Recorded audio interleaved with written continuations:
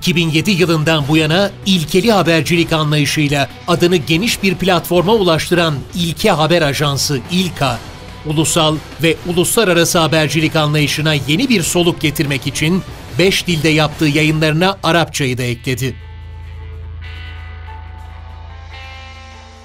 Daha önce Türkçe, Kürtçe, Kurmanci Sorani, İngilizce ve Farsça dillerinde yayın yapan İLKA, yayınlarına Arapçayı da ekleyerek abonelerine ve takipçilerine yeni bir hizmet sundu.